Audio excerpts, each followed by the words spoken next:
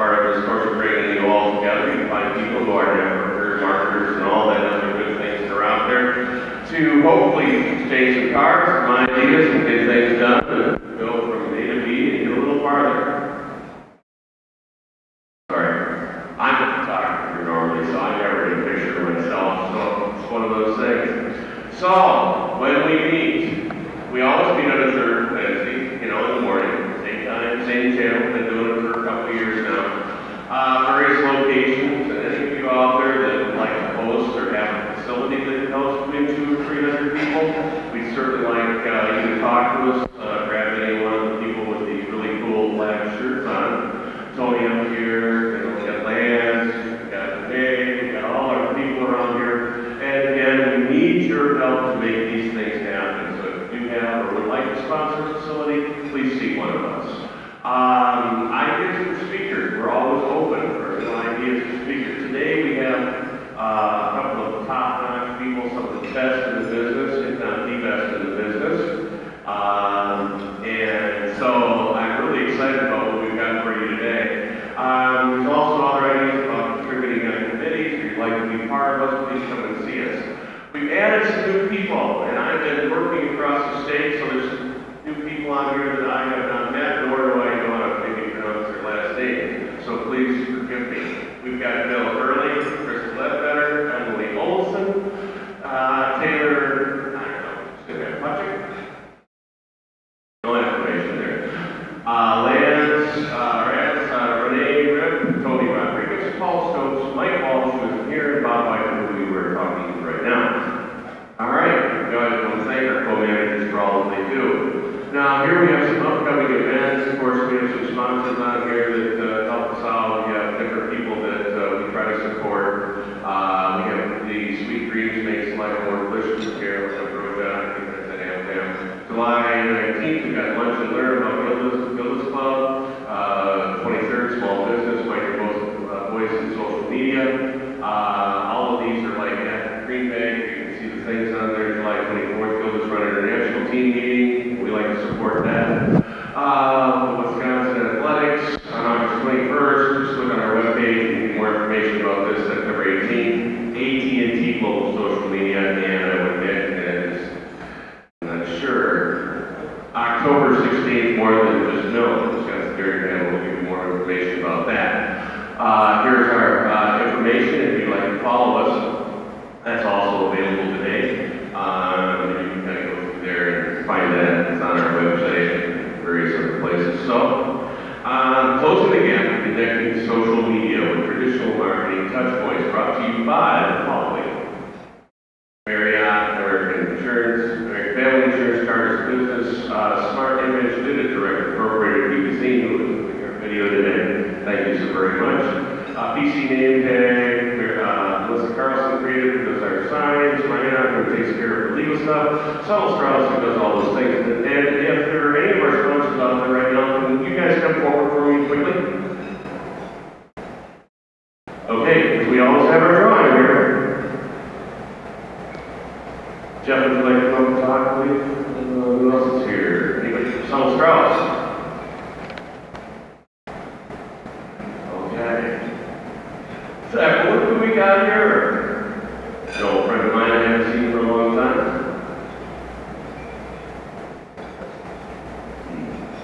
All right. Let's start with you. Let's go ahead. Get 3 minutes. Thanks. I'm Tom Lewin from American Family Insurance. We're a new sponsor. Wow. Easy sponsor. Thanks for coming, everybody.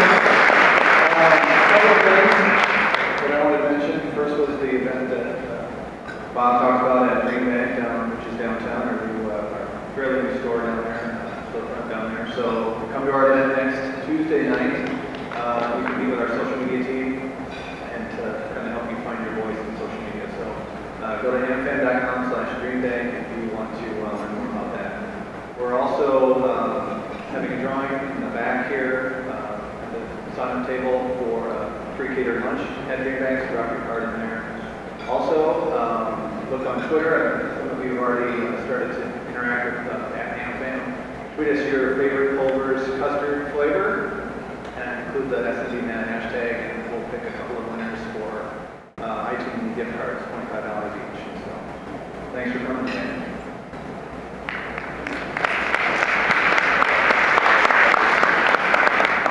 Hey everybody, I'm Jeffrey Harris with geekazine.com, a magazine for the geek podcaster. I'm doing the video for that, and we'll see them on YouTube later today. And of course, as I promised last month, I went out and picked up my Google Glass, and that's what I'm wearing right now. So everybody, wave hi. Do it again.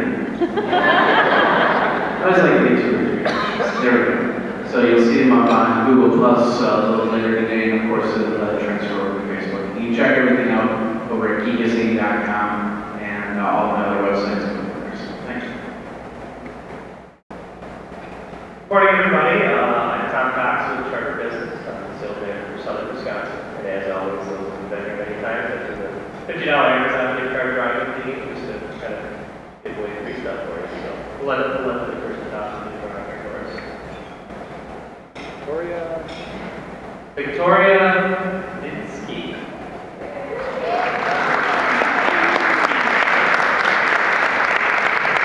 Congratulations, Victoria. Just come see me afterwards. As you guys know, in Charter Business, we offer some of the fastest internet. We offer hands down the fastest internet speed around the phone service, TV service. So, if you're your business, know anybody, you also have some great referral programs. You can just have a friend that's got a business, plus they look at it. Come see me afterwards if your business needs to boost up their internet. Hi, I'm Keith Morgan with South Strauss. Those of you that don't know South Strauss, we're a print communications and marketing provider. Just a note that if you're on our mail list or email list, we have a Smart Series seminar coming up about everything about flight format, or as we like to call it, the branding industry. So if you're interested, be sure to go to our website and sign up. I'm Gary McDaniel with PC Name Tags, so we provide all of the name tags for social media breakfast, but we do a lot more than that. So any kind of coats, bags, water bottles, pens, lanyards, really anything you need for that registration table when you put on an event from 50 people to 5,000 people. So PC Name Tag and PCNameTag.com. Good morning, I'm Madison from the Madison area. West. Welcome back. It's a pleasure hosting your group and hope you enjoy breakfast. And thank you guys for coming over to the West Side. Thank you for the round of applause for all of us. Including one of the Direct Incorporated, and I've been around direct mail and all kinds of things for the past a long time. And even going back to selling, creating an ad in the Lodi Gazette. I think we figured it was 32 years ago, something like that. So, anyway, now we're taking pictures and having a lot of fun. And our hashtag is SMBMad. Please chime in if you could and be part of the stream. Our presenter, David Sim, and Vice President of Marketing at Culver Franchise Systems. A great asset from what I've heard, and does a great job. And Dana Arnold, Public Relations and Social Media Director at eBay. Top-notch, excellent company to work with. I've done a lot of business with them over the years, and they're just awesome. So, closing the gap, connecting social media with traditional marketing touchpoints. That's it. I'm done. Thank you very much, everyone.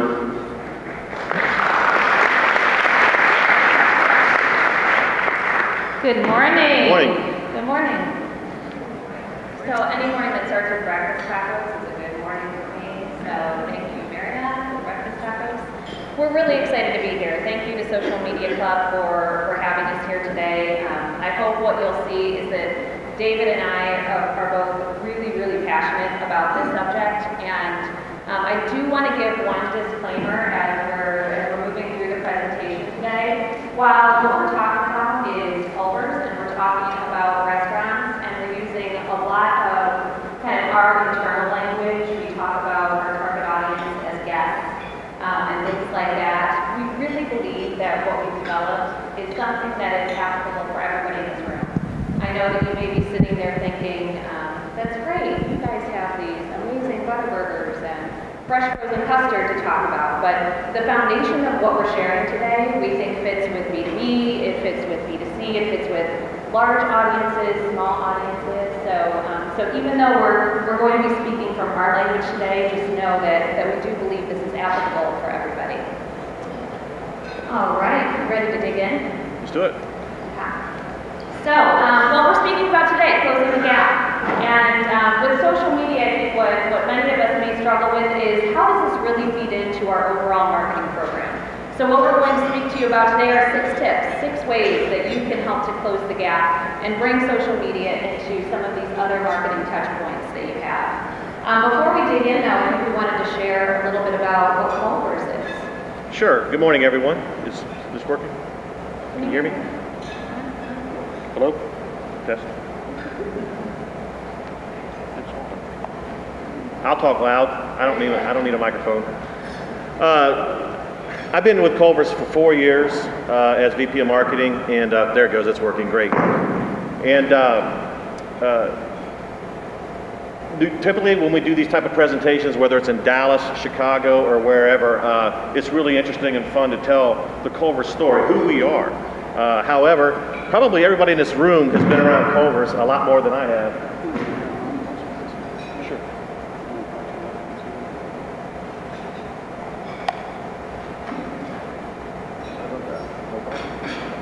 Okay, is that better? Yeah. Great. Thought I was being loud enough, maybe I wasn't. So anyway, we've been here 4 years, and you guys probably have been exposed to the Culver's brand a lot longer than I have. As some of you probably already know, Culver's started right here in Sauk City, Wisconsin, in 1984. Craig and Lee Culver, along with Craig's parents, George and Ruth, converted a little A&W into what is now known as Culver's Restaurants. And as of Monday, we now have 484 restaurants across 21 states and growing, and we're anticipating opening number 500 probably in January of next year. And so that's a nice milestone that we're really proud of. As you guys know, our key core products have always been the Butterburger and fresh frozen custard, and hopefully all of you guys have had a chance to indulge yourselves in some of those items over the years. And make sure that if you don't have it already today, we have a little treat for you, so when you leave you have somewhere to stop by and get something before you get back to your offices. And so anyway, so bridging the gap between social media and traditional media, obviously everyone knows the importance of traditional media and social media. Traditional media, as you know, is all about shouting out to your consumers, to your targets, where social media is more about having your targets and your consumers and your guests talk about you. It's about engaging in dialogue and conversation. And we've decided to choose many platforms to partner with when it comes to social media. Primarily, obviously, the important ones that everyone does, Facebook and Twitter, also our website. We did develop an app. Of course, we have our e-club, our text club, and some other things that we're working on that we're going to be launching later this year, such as Foursquare and some other platforms, Instagram, and so forth. But as you can see, whether you're just starting out in social media or you've been doing it for several years, it's a great way to create dialogue and to create engagement with your fans, with your consumers, with your super guests. And you'll see that the interactions start to add up. As you can see, we've had close to 48 million guest interactions just through our social media platforms alone. And so it does add up. Stick with it, and you'll see great results, and you'll be able to see positive ROI as a result. I know that's the big magic question is what's it doing for me? And we're going to hopefully talk about how you can make that happen today. So we are going to get to the 6 tips, but first we wanted to set a little bit of the stage for the context that social is living in today. For starters, when we think about social, there is it's been around for several years now. I would love to see a show of hands as to how many of you have been managing a Facebook brand page for more than 3 years. All right. And life was awesome then, right? I mean, there were very few brands that were there. We had all this great opportunity to have all of this engagement. That's not the case today. And so we really need to make sure that what we're doing in that space is connected in all of these other ways. The basics are they still matter. You know, when we're speaking about the restaurant in particular, if we're not delivering a Butterburger that is as tasty as possible in a restaurant, we are never going to win in our social media platforms. So whatever you're doing offline is far more important even than what's happening online, because you have now this great platform where people can share all of this information. So make sure that you're winning there, make sure your products are the best they can be, make sure your customer service is as great as it can be, because if you're not doing that, then this is never going to be able to echo something great. Absolutely, as Dan was talking about, you know, great companies have always known how to connect with their guests, with their consumers. And social media, although it's new, it should not be any different. It's just another platform to allow you to engage with your guests on a regular, consistent basis. And so, for those of you that are familiar with the traditional marketing funnel, that's what's happening. I told you I'm a wanderer. I'm sorry. That's what's happening here on the left side of the screen. And this traditional marketing funnel, you are typically seeing in a vertical. And it's the things that you would expect. You're trying to raise awareness, you're forming beliefs, you're trying to drive trial. And what we love about, this is not ours, this is from a scientist at Amazon.com, but what we love about this model is what an amazing change this landscape has had. So when we look at what's happened over the past 5 years with digital, we now have this awesome right side of this marketing funnel. We have this megaphone that our consumers, our customers, our guests, whoever that is, they are now able to advocate for us. And what a powerful place to be, and we want to try to enable that. So while we still care about this other end, and by no means we are never going to stop doing TV, you know, we also need to care about the right side of that funnel as well. We also want to think on our guest terms, on our target audience's terms, and try to intercept them wherever we can. When we think about all these touch points that we have, and Culver's in particular, you know, that is utilizing each of these, you know, our in-restaurant touch points are really important. Email, social, TV, all of these other things. We want to make sure that we are surrounding this target audience with a consistent message and delivering on that every single time. There are, no matter what your company is or what companies you are representing, there are two really key ingredients that we have to keep in mind as we think about marketing and are weaving social media into that. The first of those is the guest, our target audience. We need to make sure that we are connecting to them in a compelling way. And secondly, we need to have a really good story. And, you know, Culver's, we're going to share with you in a second what our story is, but each of you has one. There's something that is different, there's something that's relevant, there's something that's really truthful within your own companies that you just need to be able to showcase and share. We also want to think really specifically about our target audience, not just the general target, but also who that target is within social media. For many of you that have tried several things within social, and you know, there is definitely a test and learn approach I think that all of us try to do. When we're thinking about our target, there are things that we have found out our target won't do. You know, our target may not want to share videos with us, but our target is definitely one of those that may engage from a daily content perspective. So there are 4 different target audiences that I just wanted to share briefly today. And when you're thinking about your own social presence, really identify, of my target market, who are they on this spectrum, so that you can deliver things within that social space that you know are going to connect with them and you know that they will ultimately share. So first here on the far left are the voyeurs. This is the target audience that, you know, they're definitely consuming the media, but they are not necessarily going to be sharing or commenting or liking. And if this is your target audience and you know this about them, when you're thinking about ROI and you are sharing that with your executives or the C-suite or whoever that is, these numbers for the voyeurs, if that's your target audience, they're reach numbers. You care about awareness. You want to make sure that you have eyeballs on the page. An important metric to you may not be some of these other engagement metrics because you know that that's not a metric that is how your target performs within social media. Gatherers is another target audience. So as we think about the gatherer audience, they are the ones that are sharing information. They may be those that are kind of influencers within their own social networks. So they're looking at articles, they're sharing them with their friends, and they may be those that are making the comments within our Facebook posts, they're retweeting our content for us. Still moving down this end of the spectrum are the evaluators. So these are the ones that are the elite Yelpers. They're writing the Yelp reviews. They're taking kind of that next step in actually blogging and creating some of this content.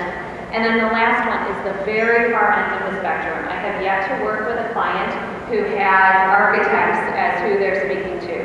These are the ones that are actually creating things like videos. They have their own channels on YouTube and things like this. They're the very, very far end of the spectrum. So first we need to identify who are these people in our target audience within social media. We want to know the level of activity that we can engage with them in. You know, for Culvers, we are definitely living in this land of gatherers. We have a lot of gatherers that are our target audience. And so what we do is we try to make our daily content and our social promotions that we have within that space powerful enough that they will want to interact with it, because we believe that they will.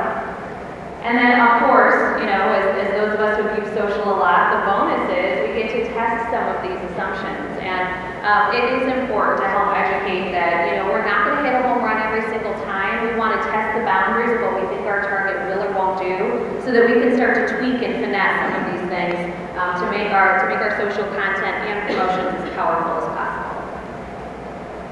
So what makes a great story? You know, we just talked about the target, so this is when we talked about our 1 and 2 items. This is item number 2 of that bullseye of what we really need to nail.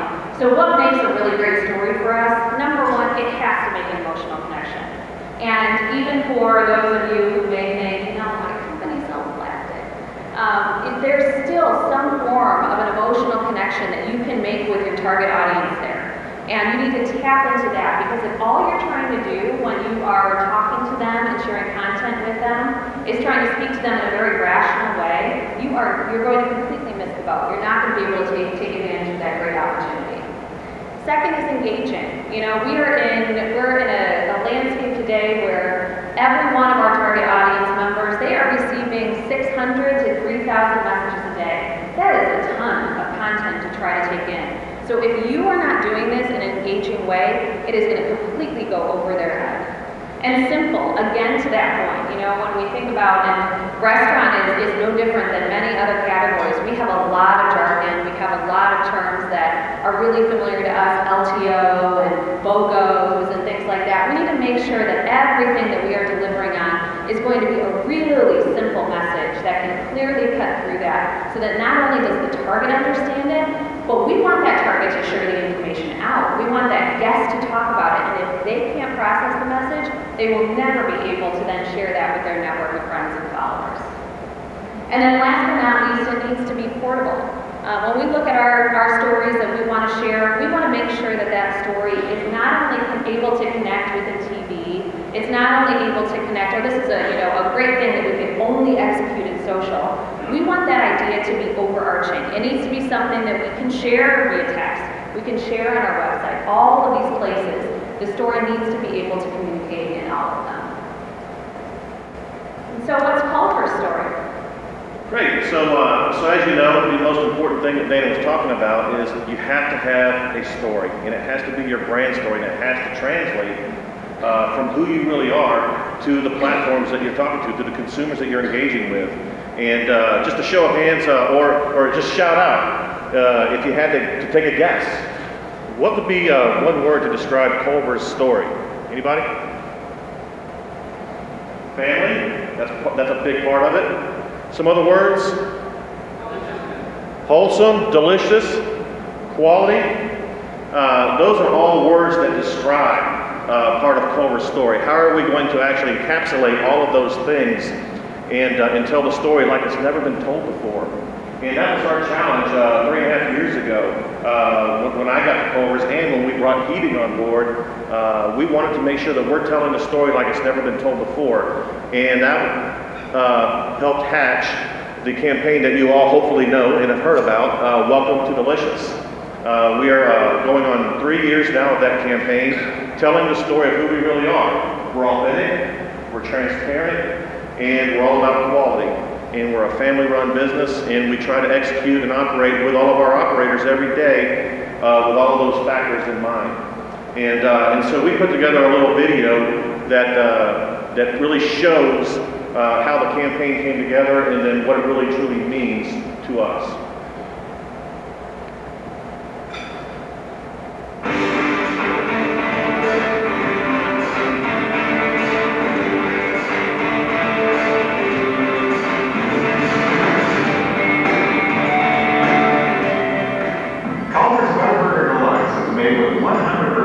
Midwest beef. Always fresh, never frozen. In my experience, fresh beef is always better. Frozen beef loses moisture, and when you lose moisture, you lose flavor. There isn't art in making a great burger. Fresh beef is the best, pure and simple. The searing really locks in the flavor, locks in the juices. That's the sear right there. The nice brown color and crispiness. That's where we really get the true taste out of the beef. Just like a great steak. And then lightly butter the crown we want. That's why we call it a butter burger. Years back, you set the standard. Making our burgers cooked to order for each one of our guests. That's what makes them special. It's a lot more difficult than making it to order, but that's just who we are at Culver's. How many years have we been working together? It's close to 20 years now. Welcome to Delicious.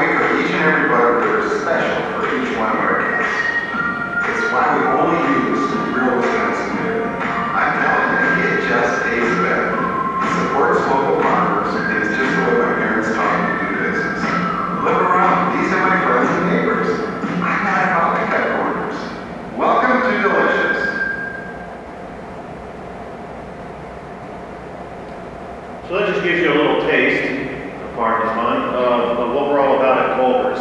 Obviously, it's very important to understand where the traditional media role plays in your business and supplement that with your social media applications. Believe me, when we're doing our planning, our digital team, which some of them are here today, they develop a separate calendar that integrates with our annual promotional calendar, and they ensure that every single thing we do from every campaign has a digital or social media application to it. And so it's a definite part of our process, but the most important thing is everything that we do talks to the same story. We're all singing from the same song sheet, and that's one of the most valuable things that I hope you can leave here with today is integrating your social platforms with your traditional platforms is integral to being successful in sharing an all-encompassing story. So let's dig in. You know, everyone's in social media. We know this. I mean, that's one of the reasons why I asked the question, how many of us were there, you know, a few years ago when these giants were just starting to come into And now everyone's there. And so doing some of those basics that, blocking and tackling that we were doing 2 years ago, it just simply is not good enough anymore. We have to be able to take our programs to the next level to be able to get that attention that we want. So our first way that we think we can close the gap. First of all, social requires an investment, and if there's anything that we have learned, it is that it's not just an investment of actual dollars today, which we know, especially if you are doing things like contests where you have to pay for third-party application vendors and things like that. But good God, is it an investment of time, and you need to be able to educate your executive teams that it's something that they need to invest in. You need to have good people, to think that you can have a team of young 20s, and no offense to young 20s because we have a lot of awesome ones, a team of young 20s running with the entire program just is not a reality. These are the people that are going to be on the front lines who are engaging with your customer and your guests, and we need to make sure that we have really qualified talent that's in that place to be able to fill that. I can assure you it's not free. More social media platforms every day. When we look at, there was this collective groan, I think, from the second floor of eBay when Google Plus launched their brand pages of like, not enough, and to learn and to create content that is specific for that platform, it's important, because if you're just regurgitating things that you have all over the place, the target's going to know. Your guest, your client, your customer, they're going to know. And we also see that they continue to climb. So Facebook and Twitter and Instagram and these other really important platforms, they continue to be out there, and they continue to change the game and give us new opportunities and what we can do and how we can build content for that space. Second, clearly define your goals and your strategy. And this is so important. I touched on it just a little bit when we were talking about the target audience and starting to identify who the people are that you're speaking to and how you believe that they're going to engage in that space, and starting to develop some metrics around that. Number one, you have got to define what your primary purpose is within social media. And I'm going to prattle off a few of them now. Yours may not even be on this list. Whether it is sales, are you trying to drive sales? And for that, we measure things through coupons are a great way to track actual in-restaurant traffic for us. Is your primary goal simply awareness? You want to drive awareness? Make sure then that what you're defining up front is, okay, so we care about those reach numbers. Is it loyalty? And of course, then you're looking at some of the engagement metrics that are out there. And another really important one is we look at some of the leaders that are out there in social. Zappos, if I had to guess what their primary purpose was within social, I would say it's customer service. And they do an outrageous job at delivering on that. But I bet they define that as their primary purpose within that space. So once you have that one, and you're not excluding all the others, so don't get scared. But once you define what that primary purpose is, then pair those metrics around it, because those are the metrics that are going to be meaningful for you. The promotional calendar for Culver's, it guides all of our content. And some of you may have an overarching marketing calendar that you're working toward. That should absolutely be feeding into the content that you're creating. Some of the really awesome flexibility that we do have with social, though, is that it gives us the opportunity to talk about, specifically with Culver's, some of these other menu items that may not be able to have the support of TV or the support of actual in-restaurant POP and things like that. We have the ability to talk about some of those kind of cult favorites or fan favorites. Just a raise of hands, how many of you actually create an editorial calendar today, a content calendar? So yes, great with a content calendar, and that is, you're among friends. So if you don't need to feel bad. We're all there once, where we're walking into the office trying to figure out what we're going to do today. But it will make your life so much easier, and it's what guides us. We look at content from obviously an annual perspective because of the promotional calendar. We also look at it on a monthly perspective of what's happening, how do we want to actually start to fine-tune some of these things topically, and then of course we deliver content on a daily basis.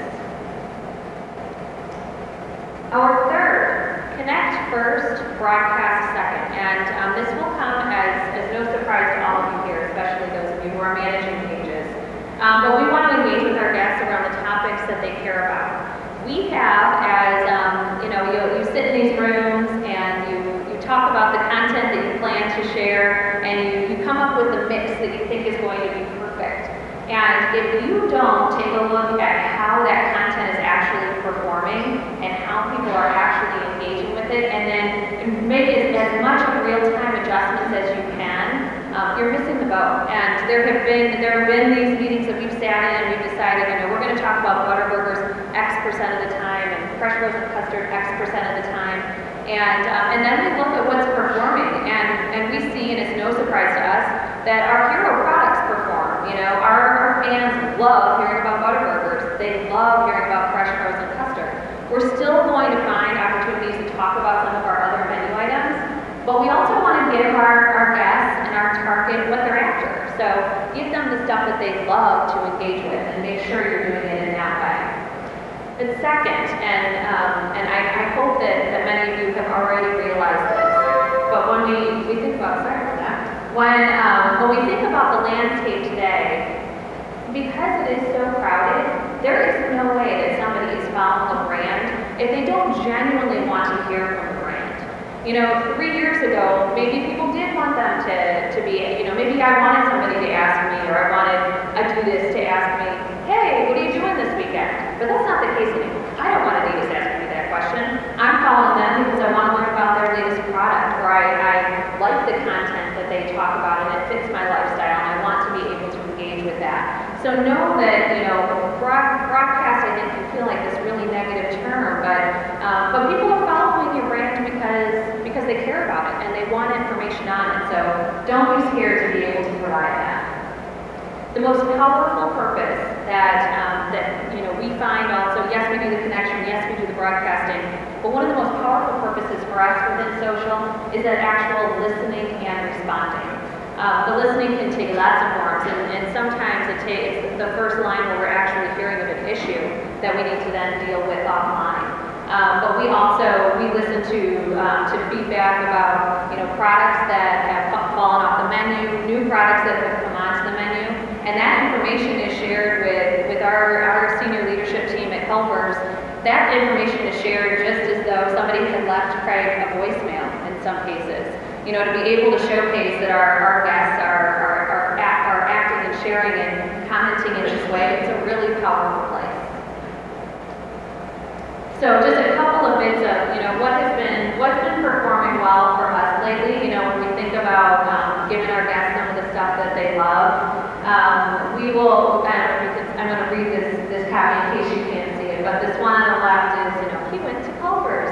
So we are finding that our imagery, of course, I think we all know images are really important, but unexpected images we think are really important, and this is a great example of that. We talk about our hero products. There is nothing, not a single thing within social media that performs better for us than when we talk about Butterburgers. And here we have an Instagram style shot of Butterburgers and curds. This has been one of our best performing, most liked posts that we've had of all time. And of course we still do some of our formulaic things of asking for a like and things like that, but great content. What's interesting is as a traditional marketer, we typically don't like to show a product that's not perfect.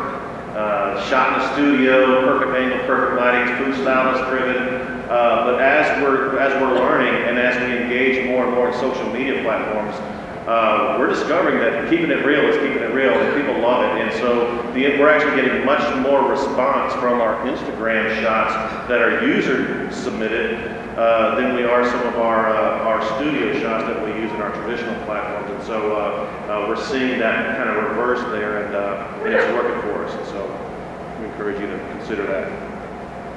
Also, Twitter is a big platform for us. We get a ton of content that way. This is showing up just a teeny bit dark, but again, to David's point, user-generated content has been really powerful for us. And in some cases, shots we would have never even thought of. And I mean, what is more powerful than having your guest, your target, actually using your product in something that that they're sharing out with their own networks? It is Tip number 4, cover your assets. And we have a lot of content, we have a lot of experts, we have a lot of these resources within our own companies. And in this age of social, we need to make sure that we are enabling that those assets can be used within this space. So we define what differentiates our restaurant, and we use that within social. Make sure though that you are defining what differentiates your company as well. It may be, if it's healthcare related, it may be physicians, and you want to make sure that you are actually trying to showcase those in social in some way. It may be products. It may be that you have a great website and you have amazing content. Make sure that you're enabling all of that so that social sharing can happen. Explore those opportunities within your company. Subject matter experts are outrageously important today, and as we're continuing to have to grind away at creating all of this content out there because we have so many places to put it. Finding those great subject matter experts, potentially incentivizing them, consider that to have them actually share their information for you. But knowledge is really powerful, especially when we think about B2B audiences and positioning those experts and our companies as thought leaders. Make sure that you're using your subject matter experts in the best way. And then last here, enabling social sharing wherever you have digital assets. And we've undergone an evolution ourselves for that. Yeah, in fact, social media is one of the only commodities, it is the only commodity that actually grows as it's being consumed. And so when you really think about it, the more it's being consumed, the bigger it gets. And that's a good thing, and that's what you want to be doing within your brand. So here we have our website, which was overhauled how many months ago? 6-8 months ago, perhaps? Yeah, right at the beginning of 2013, we launched our responsive website. Obviously, we did some research, and we understand that more and more people are obviously transitioning to mobile. I see a ton of iPads and different tablets in the room.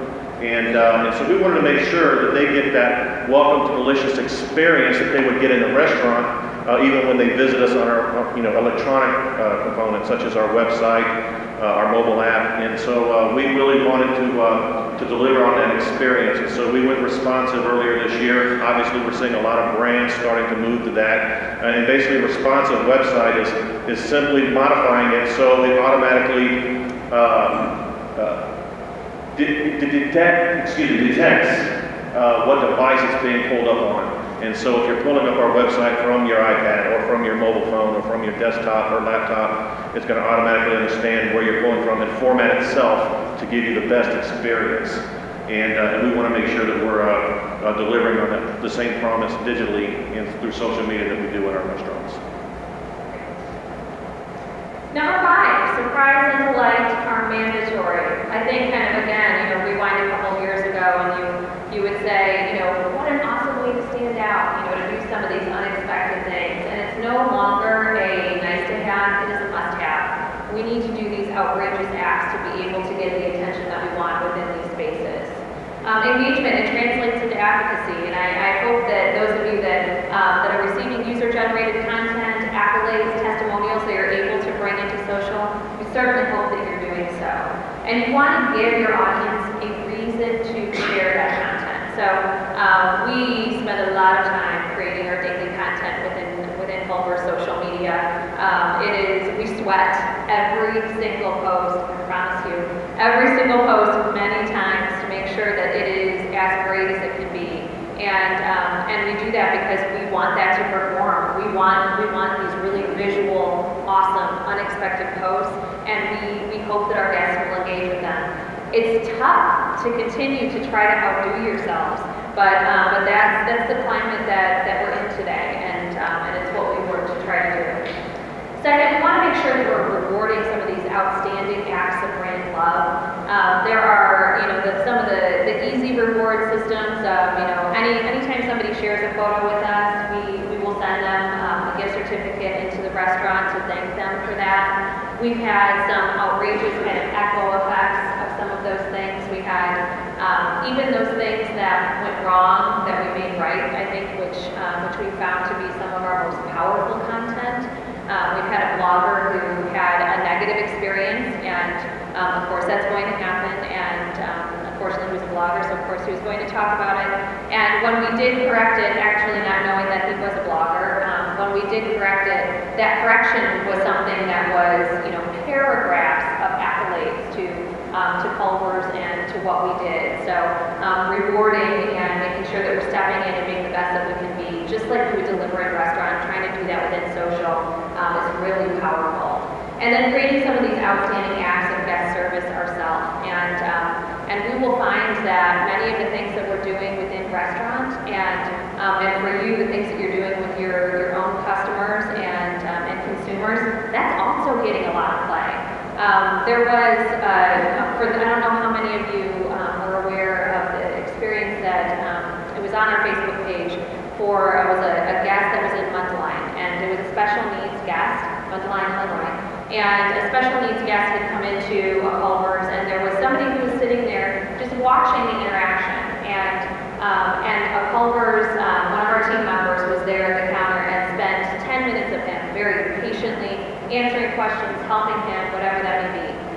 The guest that was in our restaurant kind of watching this interaction posted about it, and it had an outrageous amount of engagement. We had, I want to say, a couple 100,000. About 380,000. Yeah, likes from that. It was shared everywhere.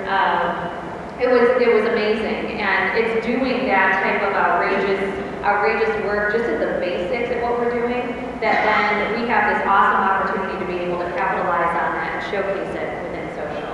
It's very rare to have something like that happen, but it's really cool when it happens from a user-generated post versus something that we push, and it comes off as more authentic and more genuine. And I think our guests who know and love us and understand us, they truly appreciate that. And so we're really proud of that team member, and equally proud of our guests for recognizing that and doing it on their own.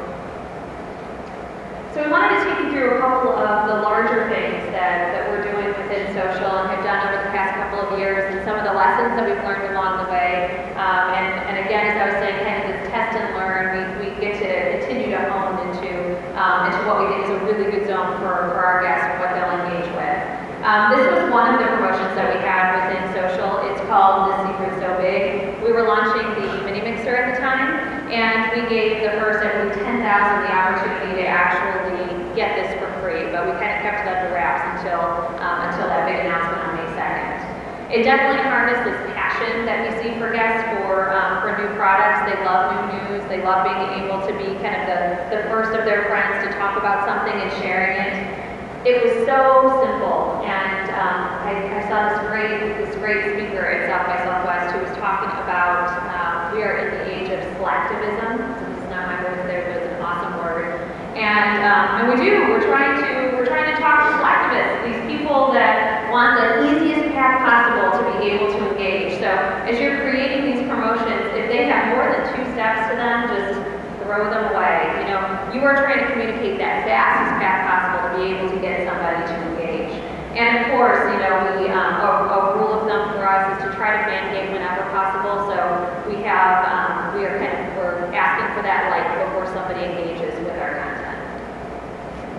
Another promotion that we had was the catch of the day. And who has had a fish sandwich at Culver's? Yes, Lent is a really big. Should be more hits in it.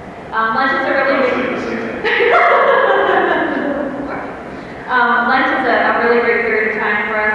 This game is, it was a kind of fish and get the opportunity to win coupons or to hear fun fish jokes and things like that. Entertainment was at the crux of what we were trying to do with it.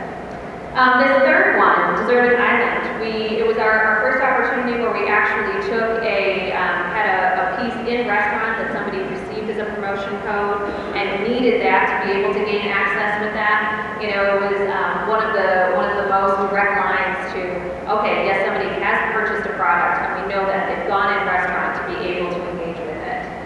And to her point, we wanted to drive trial and drive consumption, so they had to go to a restaurant and make a purchase to participate in this promotion. And so once again, finding ways to not only engage your audience, but also to drive them to make a purchase. And we have something really awesome that is out there right now. Do you want to talk about Thank You Farmers? Sure. Just in general? Sure. In general, one of the things that, as you can tell with our campaign, we really are proud of our farmers, we're proud of our suppliers. For 3 years in our campaigns, we've had Craig paired up with a farmer, a cheese maker, a supplier of some sort, whether it's a dairy farmer, a cattle farmer, or whatever. And we understand how important it is to us. Since day one, we've relied on the American farmer. We rely on American beef. We rely on American dairy. We rely on all of these things, more so than many of our competitors. And so we feel like it's very important to pay homage to the American farmer. And so we've partnered to show appreciation to farmers with the National FFA. And as part of that partnership, we are promoting in all of our restaurants Thank a Farmer, which is a platform that we've developed. And one of the extensions of that platform is something we just completed in Beaver Dam, and we're going to show a little video if it plays on that. And that is, we actually met with a farmer in Beaver Dam, and we decided to restore and paint his barn. And we didn't want credit on the barn. We wanted to help him. It was built in the 1800s. And so we put some boards up and cleaned it up and painted it. As a matter of fact, Monday we completed it, basically saying thank you farmers as part of our overall program. We also want to bring it to life through social media and digital. And we are donating $1. And all of you today can donate $1. We can donate $1 on your behalf just by going to our Facebook page, going to the Thank a Farmer app, and writing a little thank you note to farmers. Simple as that. Write a little thank you note to American farmers, why it's great for you, and we're going to donate $1 on your behalf. And so we're hoping to raise thousands and thousands and thousands of dollars to the National FFA organization. And all of our restaurants are even more excited about this because they get to participate in Thank You Farmers on a local level. And so we're focused on a national level, a regional level, and through these kind of programs and digital and social media, but our local operators are involved as well in every restaurant from now all the way through September. But our hope is to make this an evergreen program. And that being said, you want to try to? Yeah, let's try that. The world premiere. Actually, Craig has not even seen this video yet. We just finished editing it last night. So, you go first.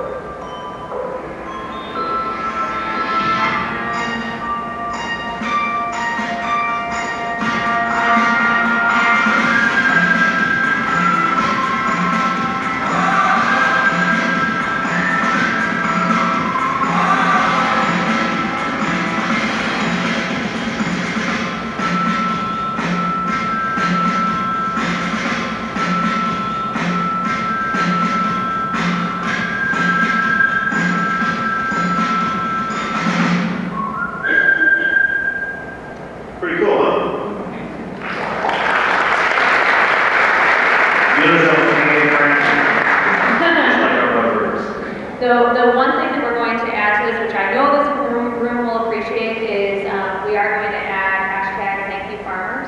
The video will be living in a digital space, so it is something that we want to share that way and just to be able to measure that conversation that happens around Thank You Farmers. So you are the first. So thanks for the applause. That makes us feel good. Know that we're hitting the right things we need to. So last but not least on these 6 tips, of course, we have to end with ROI. So ROI exists, so use it.